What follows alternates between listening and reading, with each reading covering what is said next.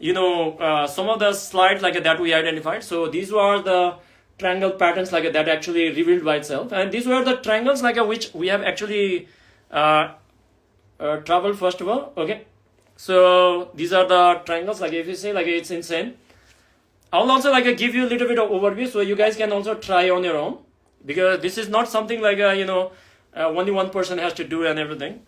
So what is going to happen is like these revelations were coming up and everything, and now like if you see like some people actually ask me that like if you use just the 3 points and it will become a triangle, people will say, okay. But when we are referring to this kind of geometric patterns and something like that, there are actually 2 conditions that has to satisfy.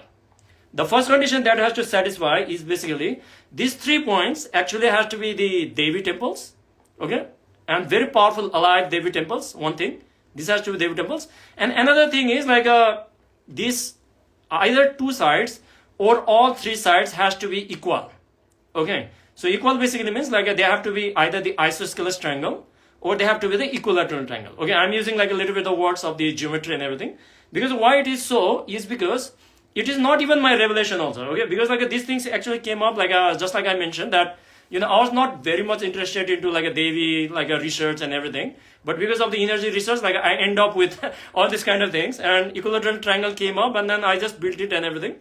But when I started doing the research today itself, just like 1 hour early, so when I started doing the research and everything, I found out that like the yantras of the Devis, like there are various Devi yantras and everything. Like I've actually like added in the mobile phone itself, so like I'll be sharing that afterwards. So there are like many Devis, Devis as well as some of the deities also, which has got like the triangles inside the yantra, which are both like isosceles as well as the equilateral triangle.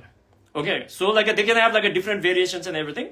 So basically like if you talk about the most popular yantra is basically this Sri Yantra.